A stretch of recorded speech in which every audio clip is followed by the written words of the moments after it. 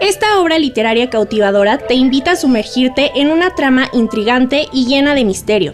Escrito por el talentoso Edmundo Valadez y publicado en 1955, este cuento te transporta al pasado post-revolucionario, donde vemos la historia de un grupo de campesinos que, cansados de tantos atropellos, abusos e injusticias de parte de las autoridades que se suponen deberían cuidarlos y vigilar la legalidad y la justicia, deciden hacer una petición bastante peculiar ante unos representantes del gobierno, quienes, después de analizar por un momento dicha petición, deciden concederles el permiso que buscaban, lo que nos lleva a leer un buen final un tanto inesperado.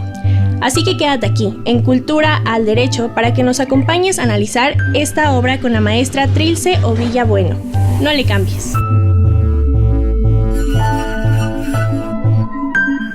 Bienvenidas, bienvenidos a una emisión más de Cultura al Derecho. Mi nombre es Diego Guerrero y el día de hoy vamos a hablar de un cuento fascinante, pequeño, pero que en esas páginas que ustedes seguramente terminando este programa van a querer conocer y descubrir, vamos a llevar a cabo una historia que podría ser muy vigente, y me refiero precisamente cuento La muerte tiene permiso, de Edmundo Valadez, que además es un cuento de 1955, pero como lo mencionaba anteriormente, se vuelve muy vigente y la oportunidad de leerlo, la verdad es que nos lleva de esta figura fantasiosa a verlo de otras perspectivas, y para ello me acompaña la maestra Trilce Ovilla Bueno, catedrática de la Facultad de Derecho. Querida Trilce, qué gusto tenerte, por fin tenerte aquí en Cultura del Derecho. Me da mucho gusto recibirte para hablar de esta obra que nos traes al programa. Diego, muchísimas gracias. Para mí es un placer saludarte, saludar a tu auditorio, que sé que es muy amplio. Y la verdad es que fascinada, porque efectivamente este cuento al que tú haces mención, La muerte tiene permiso, de Edmundo Valadez, creo que es un cuento que todos debemos leer. Seamos abogados o no, digo, porque también podemos verle alguna arista ahí jurídica. Creo que es un cuento, como tú decías, muy vigente, atemporal, y que relata muy bien y ejemplifica muy bien el México en el que vivimos. Sí, un cuento que además vamos a hacer lo van a ver, son 5 cuartillas, 6 cuartillas más o menos. Entonces, de esta manera prácticamente se pueden subir al coche, terminando el programa pueden verlo mientras están comiendo, o sea, pero tiene, como en tan pocas hojas nos pueden transmitir tantos mensajes. ¿Por qué lo elegiste en sentido estricto y cómo fue que llegó a tus manos el mismo? Bueno, llegó a mis manos desde niña, ¿no? Debo de confesarlo. Yo tengo la gran fortuna de ser hija de 2 grandes padres, obviamente, universitarios, pero mi mamá estudió letras hispanoamericanas en la Facultad de Filosofía, además de estudiar Derecho. Entonces, este tipo de literatura siempre estuvo presente en mi casa. No debo decir que lo leí como un cuento de niña, obviamente, ¿no? O sea, porque no es apropiado tampoco como un cuento infantil.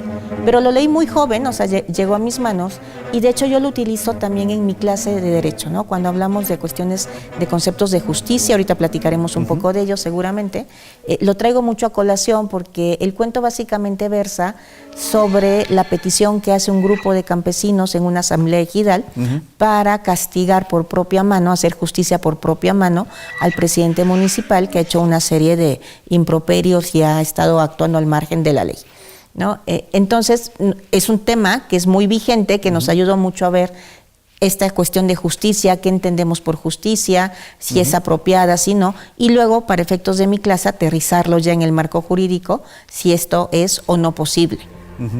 Ahorita mencionan la palabra justicia y cotidianamente uno dice, es que esto es justo, esto es injusto, me hicieron una injusticia. Pero a veces cuando nos preguntamos qué es esto de la justicia, yo creo que es un concepto que es muy amplio y siempre se discute, ¿no? Es amplísimo, y la verdad es que, bueno, yo me la saco muy fácil, porque yo les digo que la justicia es un valor subjetivo. Lo que tú decías, depende del momento y lugar y de la persona. Lo que es justo para mí no es justo para ti.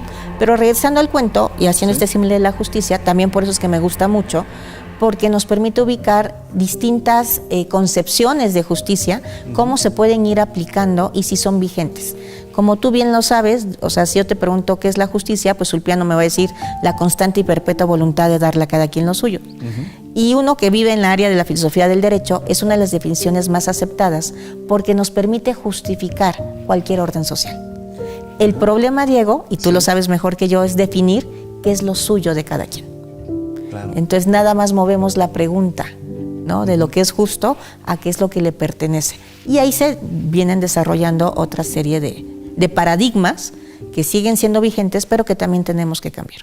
Claro, porque para unos puede ser justo una cosa, para otros puede ser injusto. O sea, de acuerdo en el lugar en el que te encuentres, vas a ver la situación de una manera distinta.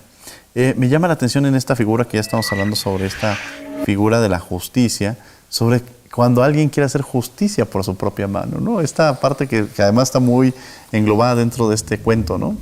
Fíjate que esto es sumamente interesante porque una cosa es hacer justicia por propia mano y otra cosa es hacer una injusticia por querer hacer justicia por propia mano. Y creo que este cuento también nos marca muy finamente estas líneas. A mí me encanta Edmundo Valadez, debo de decírtelo, o este cuento en concreto de Edmundo Valadez, porque él es un autor contemporáneo, bueno, ya falleció en el 94, nació en 1915, si no me equivoco, le toca vivir toda la época revolucionaria. Cuando tú bien decías, escribe el cuento en el 55, lo hace inmediatamente posterior, está reflejando un México postrevolucionario, pero como escritor tiene muchas herramientas, en su momento innovadoras, pero que permiten construir la literatura universal y mexicana que hoy vivimos en cuanto a la faceta de cuento. Él maneja siempre finales inesperados, utiliza por primera vez, porque en esa época o tenías relatos urbanos o relatos rurales, ¿no? O sea, en la literatura escribían como por separado. Él une en varios de sus obras ambos ámbitos y utiliza mucho el lenguaje coloquial, que no era bien visto en la época, estoy hablando de 1950, porque no era de eruditos los que escribían, pues obviamente hablando de acceso a la cultura eran nada más las personas que tenían educación y que estaban en otra etapa o en otro nivel socioeconómico, y Edmundo Valadez intenta hacer accesible a través del lenguaje para todo mundo los escritos. Él también tiene, bueno, me estoy haciendo un poquito del tema, pero creo que es importante que el auditorio lo sepa. Él fue periodista, fue escritor obviamente, pero también fue periodista. Escribía suplementos culturales para el Novedades, por ejemplo, y para un periódico que yo no ubico, que se llamaba El América, ¿no? Que seguramente duró muy poquito tiempo, pero bueno, hay algunos escritos de él publicados. Pero además, él se dedicó a hacer una revista que se llamaba El Cuento. Y esto te lo tengo que platicar porque me encanta, porque sale su primera edición, bueno, su primera época del cuento, y nada más logra hacer 5 ejemplares. Y muere el proyecto, o sea, nadie le compra la revista, nadie escribe, o sea, el otro le echa ganas, pero no hay forma. Pasan unos 5 o 6 años y retoma otra vez su mismo proyecto, o sea, como que nunca quiso dejar de apuntar y de decir que los escritores jóvenes tenían que escribir cuentos. Y en la segunda etapa ya le va muy bien, ¿no? Ya logra hacer más de 150 ejemplares, lo reconocen, le dan el Premio Nacional de Periodismo en Difusión de la Cultura, ¿no? Justamente por este trabajo de la revista. Entonces a mí me encanta porque yo creo que es un ejemplo también, no solamente de probidad, sino de compromiso. Es decir, cuando uno tiene un ideal, pues hay que cumplirlo y hay que alcanzarlo. A lo mejor en la primera etapa no se puede, pero siempre seguir, ¿no?, luchando por él. Sí, no perder como el objetivo que se tiene en la vida, ¿no? Y qué maravilloso de pronto que regreso a esta parte en un cuento que nos va llevando y nos toca tantos elementos. Y a veces imagináramos, los abogados tendríamos que creer en el Estado democrático de derechos humanos, ¿no? Y que hacerse justicia por propia mano, y pongo justicia entre comillas, se vuelve venganza, ¿no? Entonces, es que ese ¿cómo es el creer problema en esa parte, ¿no? Creer en la justicia y creer. A veces cuesta trabajo porque las instituciones vemos, yo a veces platicaba con mis alumnos y irte al Ministerio Público, la respuesta que se puede llegar a tener, justicia que no es pronta y expedita, pues no es justicia. Entonces, de pronto llega esta sensación que cuando ves que es violentado algo, quizá quitándonos esta parte de abogados, porque como abogados tenemos que creer en las instituciones, tenemos que creer en el derecho, pero cuando nos quitamos esta parte de abogados, de pronto esta parte humana los lleva a querer generar esta posición de, si no ven que las instituciones están respondiendo, quererse hacer justicia por propia mano, ¿no?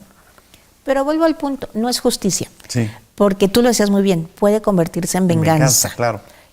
La línea es muy fina y el problema yo no creo tanto es que si somos o no somos abogados y creamos o no creamos en las instituciones. El problema yo creo que es la ineficacia y la impunidad. Porque a lo mejor yo no creo en institución, pero si veo que está resolviendo o atendiendo mis peticiones, pues le doy el beneficio de la duda. Claro. Pero si de plano veo que no me están haciendo caso, que incluso la autoridad está sobrepasada en algunas ocasiones, por no decir que coludida en el peor de los casos, pues obviamente el sistema es el que está fallando, el Estado está fallando, y entonces esta parte de justicia por propia mano, pues podríamos quitar el segundo apelativo de por propia mano y lo podríamos dejar en justicia, porque efectivamente las autoridades que tendrían que impartirla no lo están haciendo. Claro, claro. Y acuérdate, antes en la antigüedad, digo, si hacemos una evolución del concepto, como tú decías al principio, bueno, estaba la ley del talión, ¿no? Sí. Ojo por ojo y diente por diente. Claro. Y mucho tiempo fue aceptado esto como una idea de justicia. Ya luego fuimos cambiando los conceptos y bueno, dijimos, no, hay que ser más, más apropiados, hay que creer en las instituciones. El propio cuento lo dice, ¿no? Cuando piden permiso a la asamblea, decir, oigan, queremos matar al presidente municipal, claro, venimos a pedir su permiso. Uno de los ingenieros dice, no podemos conceder ese permiso. O sea, es la barbarie, es el no respetar las instituciones, es el... Además no tenemos la autoridad, somos ingenieros, no somos el Estado. Claro. ¿No? O sea, es complicado.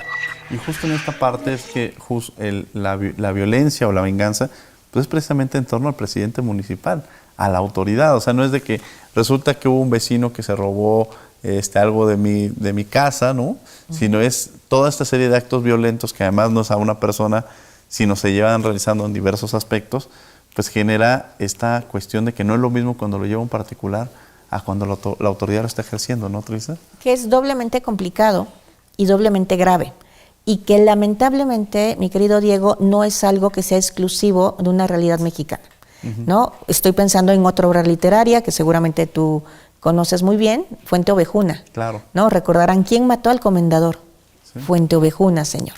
O sea, todo el pueblo se une en contra de una autoridad que está generando actos de molestia, que está cometiendo ilícitos en contra de la comunidad, cuando era su deber, obviamente por mandato, el representarlos y generarles condiciones óptimas de vida. Se está rompiendo un pacto social. Sí, aprovecho ahorita que sacaste Fuente Ovejuna para invitarlos a que tuvimos ya esta conversación sobre Fuente Ovejuna, que se acerquen al canal de YouTube de Canal 22 y puedan ver esta conversación que tuvimos con la doctora Margarita Palomino precisamente sobre Fuente Ovejuna. Vamos a tener que ir a un corte, pero no se vayan, regresamos, estamos en Cultura del Derecho, platicando de este cuento maravilloso, La muerte tiene permiso. No se vayan, regresamos.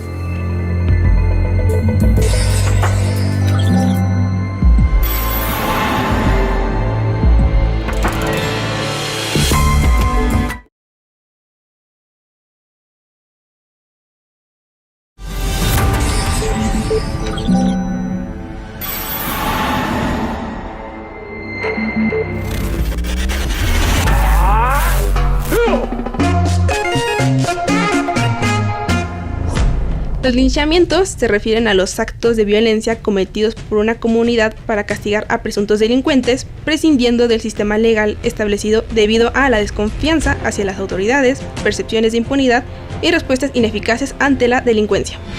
En México, la justicia por mano propia no es válida legalmente, ya que contraviene los principios fundamentales del Estado de Derecho y tiene consecuencias legales tales como el arresto, enjuiciamiento, indemnización a la víctima o familiares, investigaciones exhaustivas, juicio y hasta prisión. La Constitución mexicana establece un marco legal para la administración de justicia a través de instituciones judiciales y cuerpos policiales, por lo que la justicia por mano propia al omitir este proceso estaría violentando los derechos humanos y la garantía de un proceso jurisdiccional justo.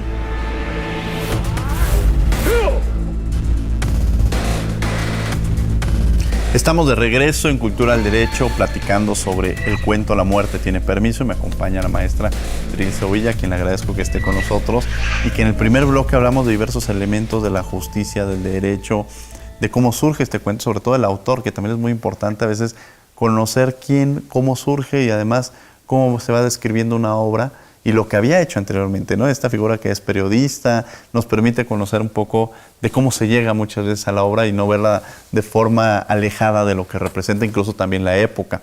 Una época que estamos hablando de 1955 y una obra que sigue siendo vigente. Se somete a votación, o sea, se pone a consideración la posibilidad de la vida de una persona. Y esto habla muchas veces de la voluntad, que a veces creemos que todo lo podemos someter a votación, la justicia llevar a votación, ¿no? Que los jueces se pongan a votación a ver quién va a juzgar, que la decisión del juez fuera poner una plaza pública y decir están de acuerdo, que siga vivo, que se haga muerte, que se le dé la muerte. Esta parte, ¿no? Pensemos en esta figura, me gustaría platicarla contigo, Trilce. Fíjate que es muy interesante y que bueno que lo traes a colación, Diego, porque muchas veces pensamos que la democracia, que como forma de gobierno es muy buena, es la mejor opción que tenemos siempre. Y no realmente siempre, en todos los casos, es la mejor opción, la más adecuada o la más certera. El someter, digo, tú lo planteas así, el someter a votación si alguien vive o muere, pues la verdad es que a mí sí me erizan los cabellitos del brazo. O sea, claro, yo no creo que podría yo tomar esas decisiones, porque más aquí también tendríamos que hablar de un debido proceso, ¿no? En el propio cuento la narrativa establece de, oigan, es que nos dicen, el presidente municipal comete una serie de atropellos, ¿no? Incluso violación, incluso homicidio, o sea, cosas muy, muy graves. Y alguien dice, bueno, es que debemos comprobar si sí es cierto. O sea, digo, aunque sea un delincuente, tiene también, ¿no? La posibilidad, o debe tener la posibilidad de ser oído, ¿no? De justificarse, de defenderse. A lo mejor están inventando, no lo sabemos. Obviamente, por cómo se desarrolla el cuento, en esta historia sabemos que efectivamente el presidente municipal comete todos estos atropellos y todos estos ilícitos. Pero lo someten a votación y, bueno, les voy a espolear un poquito y me disculpo por ello. El final, todo mundo vota porque sí. O sea, se autoriza. O sea, eso habla del resentimiento social compartido que se tiene en ese momento en el cuento. Eso se habla también de la necesidad de que las instituciones representadas en esa asamblea ejidal tengan algo todavía de credibilidad, porque si no perdemos la gobernabilidad. O sea, como tú decías, trae una serie de temas aledaños que son muy, muy importantes y que no podemos dejar de perder de vista. También nos abre la puerta pues, a otras figuras que no son justicia, que no son venganza tampoco, y estoy hablando, por ejemplo, de un linchamiento, y que es un ilícito y que es algo gravísimo, que lamentablemente también se vive en muchos países, en muchas latitudes, y en este tiempo, en pleno siglo XXI. Sí. Qué interesante que lo mencionas porque, bueno, en el cuento nos describen y además nos afirman que él cometió todas estas atrocidades. Pero yo siempre creo que en la vida real podríamos afirmar cosas que quizá no sean ciertas. Podríamos acusar a alguien. Es una película, vemos hasta cuando mata a la persona. Entonces, cuando estamos como espectadores decimos, sí, qué bueno que le pase esto porque vimos cuando mató, cuando violó. Pero en la vida real no tenemos esta pantalla que nos está mostrando la vida y podríamos juzgar incluso al presidente municipal cuando quizá no fue él, digo, en la vida real, y pudo haber sido quizá un colaborador o quizá otra persona. Su hermano gemelo. O su hermano gemelo, cualquier cosa que pudiera presentar y nosotros creyendo que estamos haciendo la mejor acción para que cumpla con una condena, que al final esta condena también está muchas veces establecida en el derecho. O sea, si tú cometes un delito, pues que la pena sea condescendiente a lo que establece la ley. Y aquí es donde tendríamos que creer en un sistema en el que funcionan las leyes, funcionan las instituciones, creyendo que se va a impartir esta justicia, que más allá de creer en los derechos humanos es si se está garantizando una justicia individual, o más bien una seguridad individual sin pensar en lo colectivo, ¿no? Así es. La seguridad individual es fundamental en todo régimen democrático.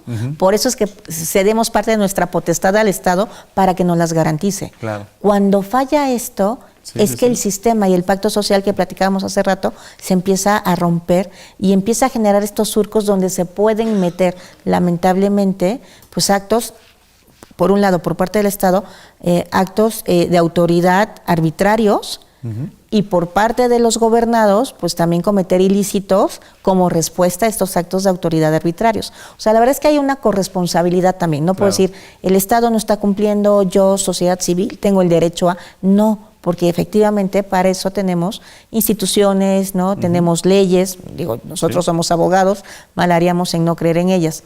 Sí, algo que también es importante y creo que el cuento nos los marca muy, muy claramente también ya como reflexión final del cuento, no de nosotros, es que si hay una diferencia entre la justicia legal y la justicia valorativa. Claro. Y que sí debemos luchar por la justicia valorativa, obviamente, pero creo que la gran enseñanza es que no nos debemos de salir de la justicia legal. O sea, tenemos que encontrar como ese punto medio que puede ser muy complejo, pero que eso es lo que debemos hacer para realmente estar donde tenemos que estar como sociedad. Sí, ahora... Tú mencionabas al principio del programa que se establece como un cuento muy vigente, un cuento de 1955. En la actualidad podríamos decir que nos muestra algo de la sociedad, estas condiciones se podrían seguir presentando, o este cuento lo podría haber escrito el autor en pleno 2024. Hoy en la mañana si estuviera vivo. Sí, yo creo que sí. Primero, efectivamente es una asamblea ejidal, que todavía existen en la actualidad, donde están hablando de distintos problemas agrarios, donde piden agua, ¿no? No sé, fideicomisos o algún presupuesto para resolver los problemas que tienen en cuanto a agricultura, que se apoye más el campo. Tú sabes mejor que yo, Diego, que México exporta muchos alimentos, sí, sí, ¿no? Sí. Exportamos a más de 150 países, pero tenemos problemas, ¿no?, con nuestros agricultores justamente para tener esa producción. Sigue estando vigente. No tenemos la maquinaria apropiada, sigue estando vigente. Y hay autoridades, lamentablemente, aquí era la figura de un presidente municipal en calidad de cacique, sí, que a lo mejor el cacique como tal no tenemos la figura ahorita, pero seguimos teniendo figuras de autoridad que cometen este tipo de situaciones. Y algo que es muy interesante, la asamblea está integrada, sí, por los ejidatarios, pero los que van a resolver los problemas son ingenieros, porque van a hablar de cuestiones agrícolas. Pero el presidente de los ingenieros fue campesino. Entonces yo creo que este elemento del cuento también es muy importante porque genera la empatía. Claro. Porque incluso cuando somete a votación la propuesta dice, yo asumo la responsabilidad. Porque además esa es otra. No, yo no me meto, o sea, no, claro, no quiero. O sea, aquí va a haber problemas y no me voy a solidarizar. Y este hombre dice, yo asumo la responsabilidad, y es cuando todo el mundo vota. Ah, bueno, si él asume, yo sí voto a favor. ¿Por qué? Porque genera una empatía que también en la actualidad, si no hemos vivido o no somos conscientes de una realidad social, no la compartimos, claro, y no nos sumamos a las causas. Por eso yo creo que esa temporal, que sí es vigente, tenemos, digo, no quiero enumerar aquí, pero bueno, hay datos muy rudos de la UAM, donde establece que linchamientos en México por ese tipo de situaciones son más de 1,600.